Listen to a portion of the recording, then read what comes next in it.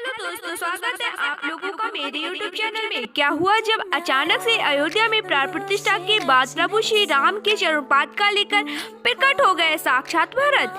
जब प्रभु श्री राम वनवास के लिए रवाना हुए थे, तब भरत ने उनके चरणोपादुका को राज सिंहासन पर रखकर शासन चलाया था। और जब प्रभु श्री राम 14 वर्ष का वनवास पूरा करके पुनः अयोध्या वापस लौटे थे, तब इसी चरण पादुका को धारण करके कई हजार सालों तक अयोध्या पर राज किया। और अब एक बार पुनः कलयुग में श्री राम अयोध्या आने वाले थे, राम राज लाने वाले थे, तो उनके भ्राता भरत आखिर कैसे पीछे रह सकते हैं? आखिर अयोध्या में कैसे प्रकट हुई दिव्य चरण पादुका? सच्चाई जानकर आपके भी होश उड़ जाएंगे। वीडियो में आगे बढ़ने से पहले अगर आप एक सच्चे सनातनी हैं तो वीडियो को लाइक करके कमेंट बॉक्स में जय श्री राम जरूर लिखना। अयोध्या में रामलला की प्राण प्रतिष्ठा के बाद राम मंदिर के द्वार खुलते ही 5 लाख से अधिक श्रद्धालु वहां एकत्रित हुए। सुबह कुछ मौकों पर भीड़ ने बैरिकेड तोड़ दिए, जिससे भगदड़ जैसी स्थिति पैदा हो गई। लेकिन हर बार परिसर में और उसके आसपास तैनात 8000 मजबूत पुलिस दल ने भीड़ को नियंत्रित किया। प्रतिष्ठा समारोह से पहले 1.5 लाख से अधिक भक्त अयोध्या पहुंच गए थे और कुछ धर्मशालाओं में रहे थे। कुछ लोगों ने खुले आसमान के नीचे रात बिताई। उनका लक्ष्य रामलला की प्राण प्रतिष्ठा के बाद पहली सुबह मंदिर के द्वार खुलते ही प्रवेश करना था। 23 जनवरी को राम मंदिर के दरवाजे आम श्रद्धालुओं के लिए खुले ही लोगों की इस भीड़ में एक शख्स ऐसा था जिसने अपने सिर पर दिव्य चरण पादुकाएं उठा रखी थीं। वह भीड़ में निरंतर मंदिर के अंदर की ओर बढ़ने की कोशिश करता रहा। कई लोगों ने उसे देखा, तब उसका कहना था कि वह दिव्य चरण पादुकाएं प्रभु श्री राम को भेंट करने आया है, क्योंकि वह उनकी ही चरण पादुकाएं हैं। कार्तिक नाम के एक भक्त का कहना था कि वह शख्स जिसने चरण पादुकाएं अपने सर पर उठाई हुई थीं, वह हमारे साथ कई घंटों तक दर्शन के लिए इंतजार में खड़े रहे थे। उस दिन तकरीबन 5 लाख श्रद्धालु अयोध्या राम मंदिर में दर्शन के लिए पहुंचे थे और तकरीबन 4 से 5 घंटे तक वह शख्स दिव्य चरण पादुकाओं को अपने सिर पर धारण किए हुए थे। उनका एक ही कहना था कि वे चरण पादुकाएं प्रभु श्री राम के लिए लाए हैं और उन्हें सौंपकर ही अपना कर्तव्य पूरा करेंगे।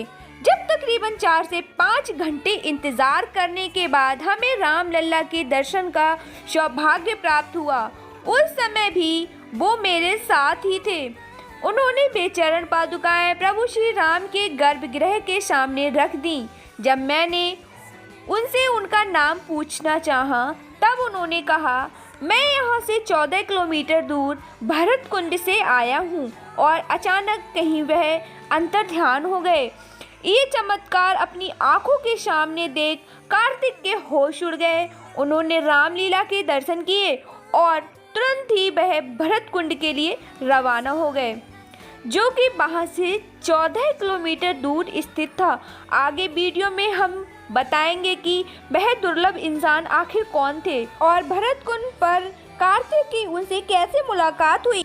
लेकिन उससे पहले हम भरत कुंड के अस्तित्व को जान लेते हैं। पवित्र नगरी अयोध्या में एक तरफ भव्य राम मंदिर बन रहा है, तो दूसरी तरफ राजा राम के अनुज भरत की तपोस्थली नंदी ग्राम के भरत कुंड की चर्चा भी तेजी से चल रही है। त्रेता युग में भगवान का राज्याभिषेक हुआ तो इसी भरत कुंड से पवित्र तीर्थ का जल डाला गया था और इसी स्थान पर तप करते हुए भरत ने प्रभु श्री राम का इंतजार किया था। भरत ने 14 साल तक अपने भाई राम की प्रतीक्षा में तपस्या की थी। ऐसा माना जाता है भरत ने ये सोचा कि जब उनके राम वनवास में हैं और जमीन पर ही चलेंगे और वहीं सोएंगे, तो भरत कैसे अपने बड़े भाई जैसा जीवन व्यतीत नहीं कर सकते। यही सोचकर उन्होंने यहाँ एक गुफा बनाई जो जमीन से लगभग 8 सीढ़ी नीचे है। यही उन्होंने 14 साल तक तप किया। जब प्रभु श्री राम 14 वर्ष के लिए वनवास अपने राजपाट को छोड़कर चले तो भरत उनको मनाने गए। मर्यादा पुरुषोत्तम श्री राम अपने पिता के वचन से बंधे हुए थे, लौटना स्वीकार नहीं किया, लेकिन भरत के अनुरोध पर अपनी चरण पादुकाएं उनको सौंप दी। नंदीग्राम में भरत श्री राम की खड़ाओं के प्रतीक के तौर पर लेकर अयोध्या का राजपाट चलाने लगे। 14 वर्ष वनवास खत्म कर जब राम अयोध्या वापस लौटे तो यहीं पर भरत से मिले तो भरत ने उन्हें पुनः चरण पादुकाएं लौटा दी।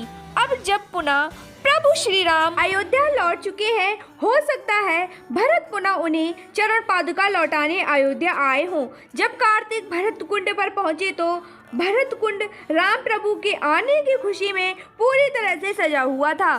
तभी कार्तिक जी को रहस्यमय तरीके से वही व्यक्ति भरत कुंड में स्नान करते हुए दिखाई दिया जो चरण पादुका लिए अयोध्या राम मंदिर में मौजूद था। इसके बाद कार्तिक ने उनसे पूछा कि आप अयोध्या में रहस्यमय तरीके से कहाँ गायब हो गए थे और आप यहाँ पर क्या कर रहे हैं? तो उस दिव्य व्यक्ति ने कहा कि हमारे पूर्वज कई सालों पे ऐसी भरत कुंड के आसपास रहते हैं और प्रभु श्री राम के भाई भरत को अपना इष्ट मानते हैं।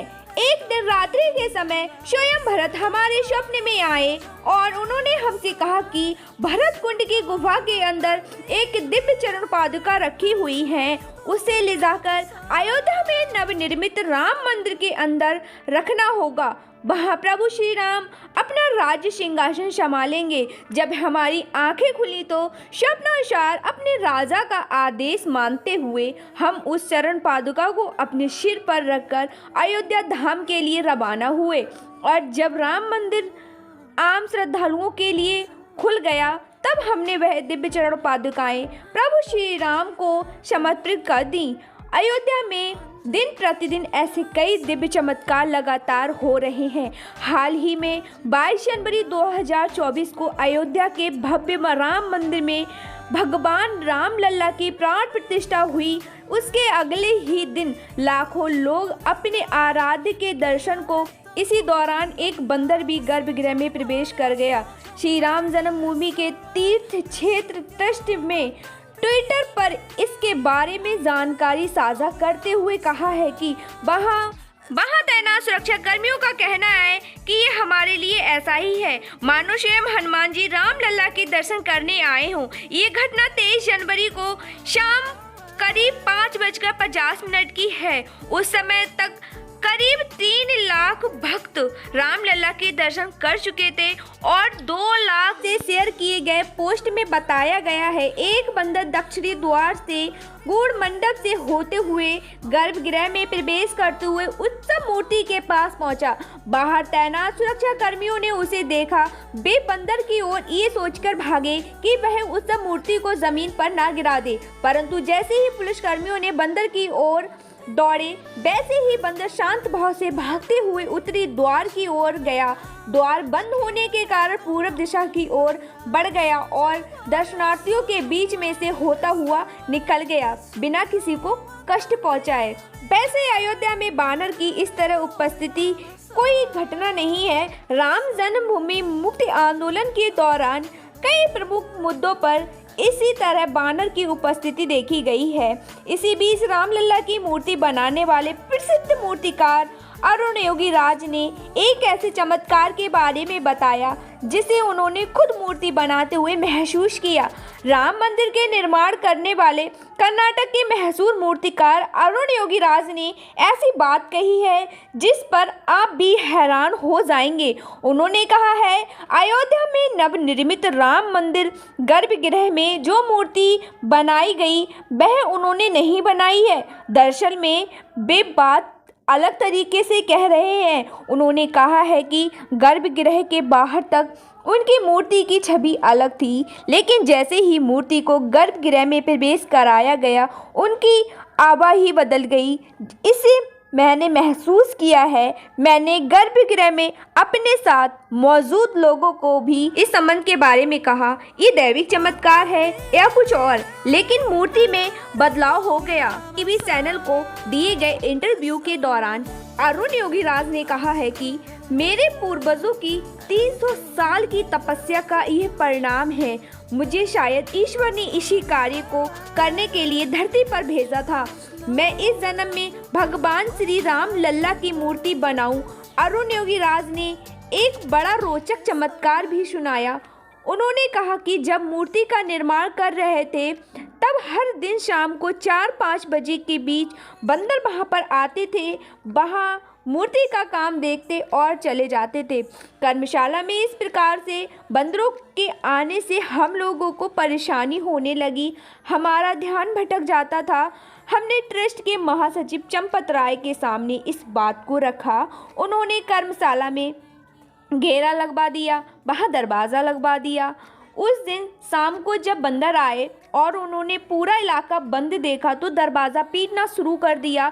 हमने दरवाज़ा खोलकर देखा तो एक बंदर को वहाँ पाया। अरुण योगीराज ने कहा कि जब हमने दरवाज़ा खोला तो वहाँ अंदर आए मूर्ति का निर्माण देखा और चले गए। फिर हमने दरवाज़ा बंद नहीं किया। ऐसे कई चमत्कार अयोध्या में नित्य प्रतिदिन हो रहे हैं। राम ने भरत श्री राम की खड़ाऊ को प्रतीक के तौर लेकर अयोध्या का राजपाट चलाया। के बलिदान का प्रतीक है। आप नीचे कमेंट बॉक्स में बताइए कि आप अयोध्या राम मंदिर कब जा रहे हैं। और अगर आपको ये वीडियो पसंद आई है, लाइक करके कमेंट बॉक्स में जय श्री श्याम जरूर लिखो और हमारे चैनल को जरूर सब्सक्राइब करना। तब तक के लिए जय श्री राम, जय सिया राम और हर हर महादेव।